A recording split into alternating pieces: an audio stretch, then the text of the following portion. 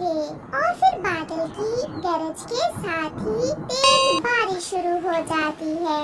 ऐसे मौसम में जो पक्षी तो अपने घर में थे वो सुरक्षित थे और जो पक्षी अपने घर से बाहर भोजन लेने गए हुए थे वो बारिश में फंस जाते हैं। रानो चिड़िया अपनी बेटी गुड़िया के साथ भोजन लेने निकली हुई थी। जब बारिश शुरू हुई तो उन्हें घर लौटने का समय ही नहीं मिला और वो माँ बेटी बारिश में फंस जाती हैं। गुड़िया गुड़िया मेरे पास आ जाओ बेटी, हवा बहुत तेज है। मम्मा मैं कैसे आपके पास आऊँ? हवा मुझे दूसरी ओर धकेल रही है। बहुत मुश्किल से गुड़िया अपनी मम्मा के पास आ जाती है और वो माँ बेटी एक बड़े पेड़ के नीचे डरकर बैठ जाती है। मम्मा ये बारिश कब रुकेगी? बेटी इस मौसम की बारिश इतनी जल्दी नहीं रुकती, मगर जब तक बारिश नहीं रुकती हम यहाँ से नहीं उठेंगी। मगर क्यों मम्मा? हम आहिस्ता आहिस्ता उड़ते हुए घर वापस चली जाती है। नहीं बेटी, हवा तेज है और ऐसी हवा पक्षियों को अपने साथ ही उड़ा ले जाती है। वो माँ बेटी ऐसे बैठी हुई थी कि हवा के जोर से पेड़ की एक डाल टूटकर मम्मा चिड़िया पर गिर जाती है। हवा बहुत तेज थी। जैसे ही गुड़िया अपनी मम्मा को बचाने के लिए उड़ती है तो गुड़िया भी तेज हवा के झोंके के साथ ही दूर उड़ जाती है। गुड़िया खुद पर काबू नहीं कर पा रही थी, वो तो हवा के साथ साथ उड़े जा रही थी। गुड़िया गुड़िया मेरी बेटी, कहाँ हो मेरी बच्ची? अगर मुझे पता होता तो आज हम भूखे ही रह लेते। मैं ना आती आपको साथ लेकर। मम्मा चिड़िया बेबस थी। उसके पंख डाल के नीचे दबे हुए थे, वो हिल भी नहीं पा रही थी। गुड़िया उड़ते उड़ते इंसानों की बस्ती की तरफ पहुंच जाती है और किसान के घर में लगे नीम के पेड़ से टकराकर गिर जाती है। उसका एक पंख भी घायल हो जाता है। किसान की पत्नी और उसका छोटा सा बेटा छोटे पक्षी को घायल और अपने आंगन में गिरा पड़ा देखकर वहाँ आते हैं। मोहन बेटा, बारिश बहुत तेज है, आप अंदर जाइए, मैं अभी इसे उठाकर अंदर ले आती हूँ। फिर किसान की पत्नी गुड़िया को उठाकर कमरे में ले जाती है। मम्मा, इसके पंख से खून बह रहा है, मैं पट्टी कर देता हूँ इसके। फिर मोहन गुड़िया के पंख पर पट्टी कर देता है। गुड़िया भी अपनी आंखें खोलती है।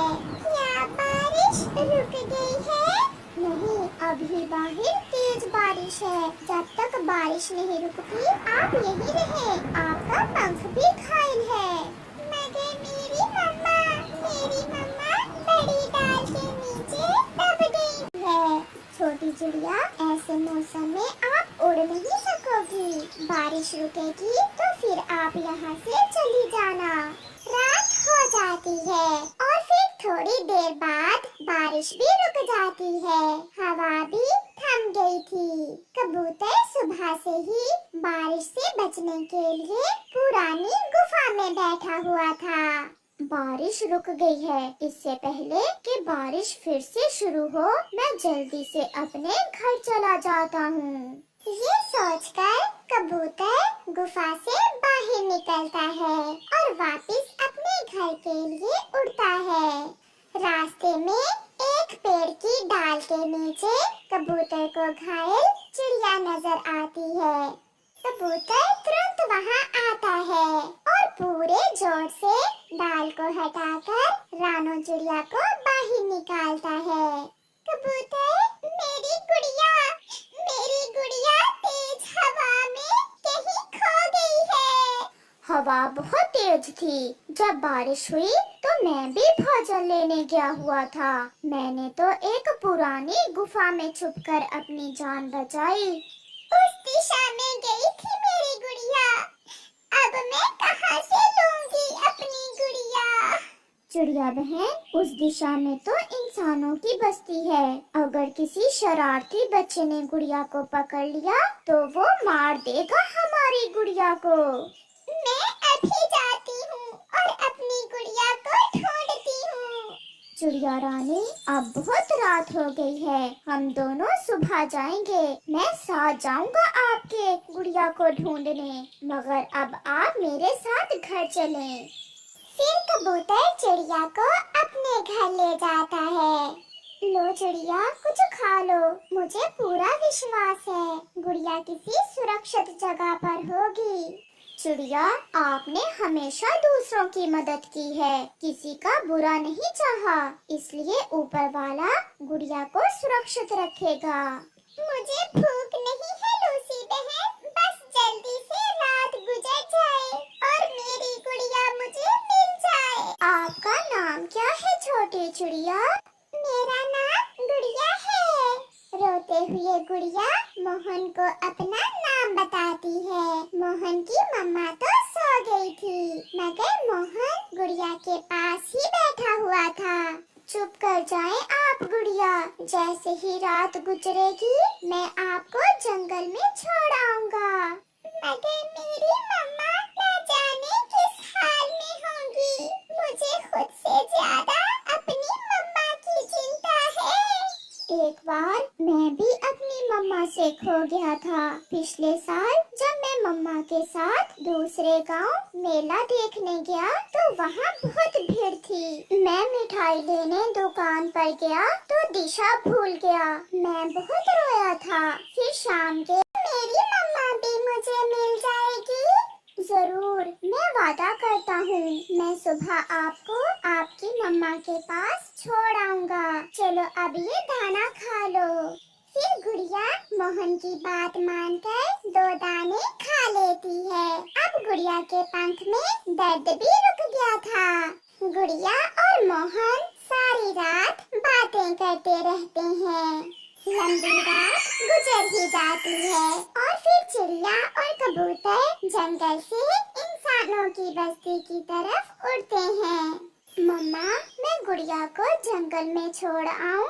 जाओ बेटा, मगर सावधान रहना और जल्दी घर लौट आना। और गुड़िया बेटी, किसी दिन अपनी मम्मा को साथ लेकर हमें मिलने जरूर आना। आंटी, आप बहुत अच्छी हैं, मैं हमेशा आपको याद रखूंगी। फिर गुड़िया मोहन के कंधे पर बैठ जाती है और मोहन जंगल की तरफ चलता है। चलते चलते मोहन घने जंगल में पहुंच जाता है।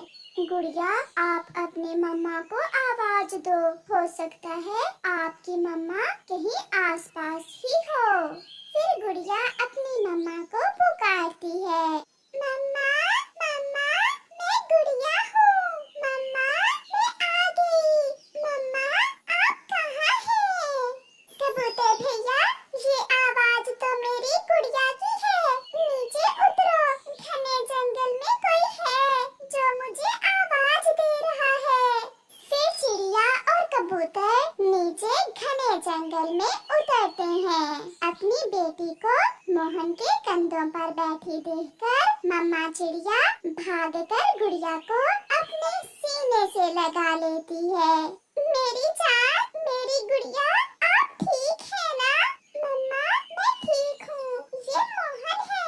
मोहन ने ही मेरी जान बचाई, मेरे पंख पर पट्टी की और मुझे यहाँ तक लेकर आया। चिड़िया, मैंने कहा था ना कि आपने हमेशा दूसरों की मदद की है, इसलिए ऊपर वाला जरूर आपकी भी मदद करेगा। मोहन बेटा, आप बहुत अच्छे बच्चे हो। आपने मुझे मेरी खुशियाँ वापस दी हैं।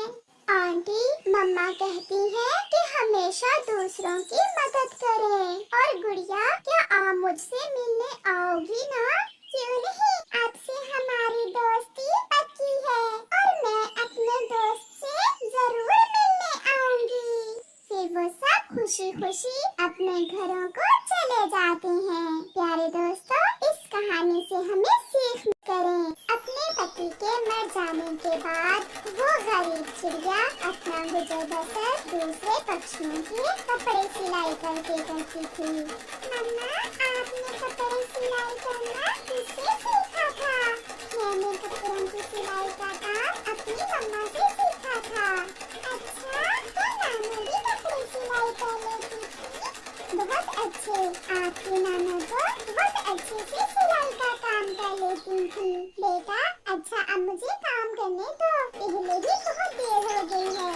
ऐसा कहते हुए वो चिड़िया फिर से अपना काम शुरू करती है। वो सारा दिन घर के काम करती और फिर रात को देर तक कपड़े सिलाई करती। ऐसे उसका गुजारा अच्छे से हो रहा था। पड़ोसन गोरी कौवी चिड़िया की सिलाई मशीन की आवाज से बहुत तंग थी।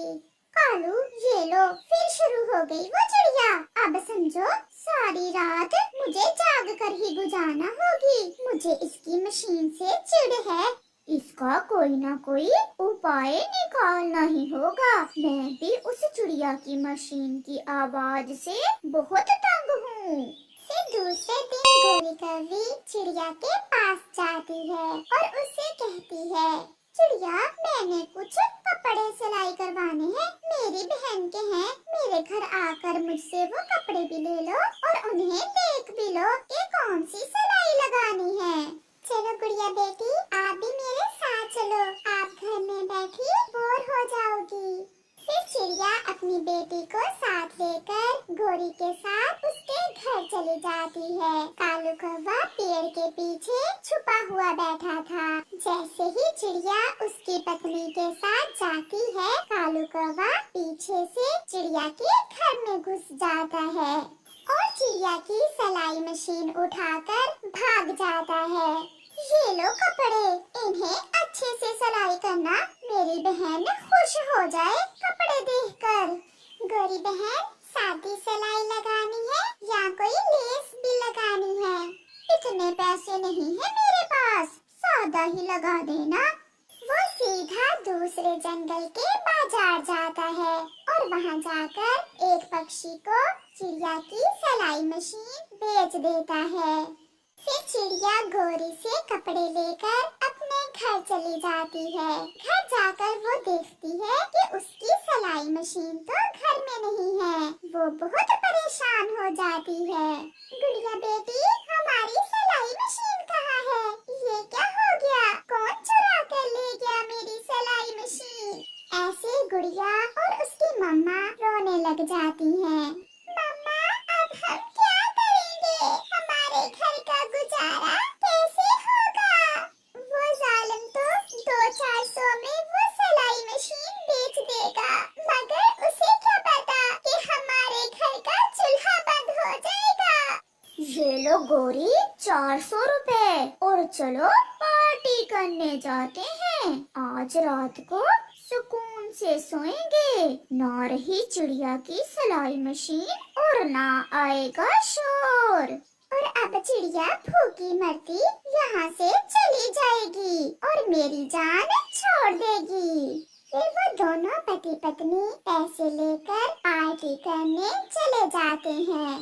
ऐसे ही कुछ दिन गुजर जाते हैं और फिर चिड़िया अपनी बेटी को साथ लेकर लूसी कबूतरी के पास जाती है। लूसी बहन, मैं किसी काम से आई हूँ आपके पास। बताओ बताओ चिड़िया बहन, क्या काम है?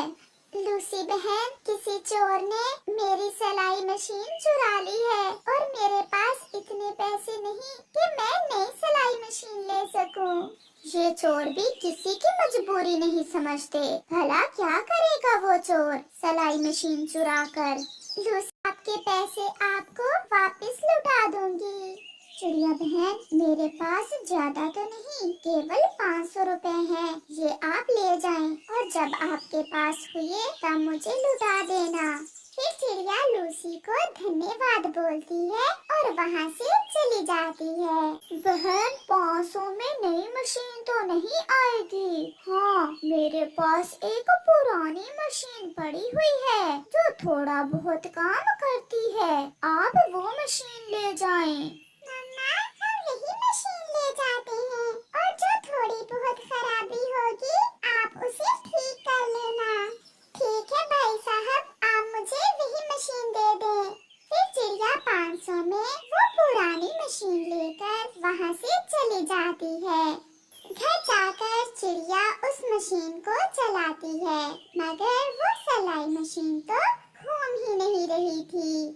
तो कुछ ज्यादा ही खराब थी।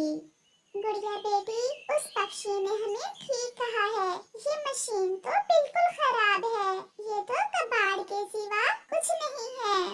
मम्मा, हमारा 500 भी गया और कुछ मिला भी नहीं, अब हम क्या करेंगे?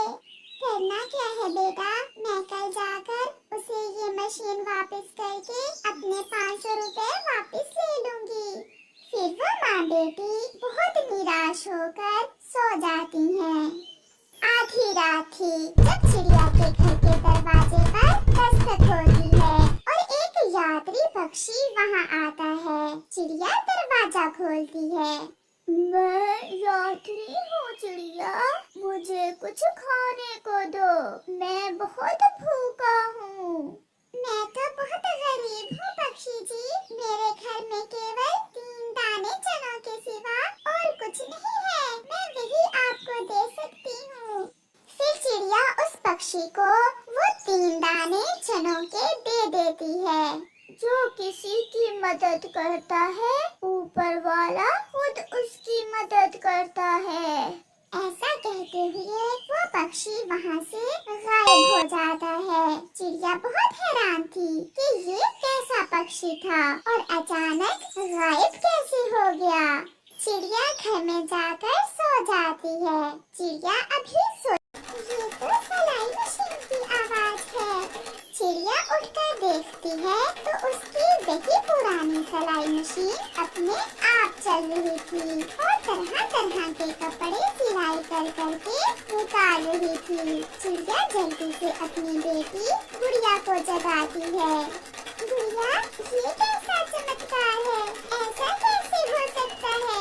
ये मशीन तो कपड़ों के ढेर लगाए जा रही है। मम्मा, मुझे तो ये कोई जादुई सिलाई मशीन लग रही है। वो माँ बेटी सारे कपड़े इकट्ठे करती हैं और फिर सिलाई मशीन को रोक देती हैं। वो दोनों माँ बेटी बहुत खुश थीं। सुबह हो जाती है और चिड़िया वो सारे कपड़े बाजार में जाकर बेच देती है। पहले ही दिन चिड़िया के पास इतने पैसे आ गए थे कि चिड़िया ने इतने पैसे सारी जिंदगी ना देखे थे। बहन, ऐसा कपड़ा और ऐसी सिलाई मैंने पहली बार देखी है। मुझे हर रोज ऐसे ही कपड़े दे जाया करना। चिड़िया खुशी खुशी पैसे लेकर अपने घर आ जाती है।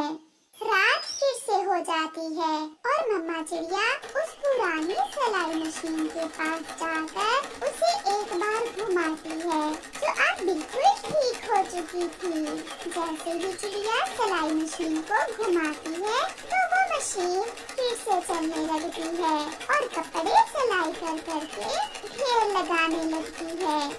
कालू, ये क्या? चिड़िया के घर से फिर से सिलाई मशीन की आवाज आ रही है। चलो तो जाकर खिड़की से देखें। फिर गोरी और कालू चिड़िया के घर जाते हैं और खिड़की से देखते हैं और उनकी आंखें खुली की खुली रह जाती हैं। कालू, ये क्या? हमने तो चिड़िया की सिलाई मशीन चुराई थी कि वो भूखी मरेगी। इसे तो कोई जादुई सिलाई मशीन मिल गई है जो खुद से ही कपड़े सिलाई कर करके निकाले जा रही है। गोरी, चलो घर चलें। जिसने सारी जिंदगी मेहनत और ईमानदारी से काम किया हो, उसे कोई हम जैसा भूखा नहीं मार सकता है। ऐसे गोरी और कालू वहाँ से चले जाते हैं और चिड़िया खुशी खुशी अपना जीवन गुजारती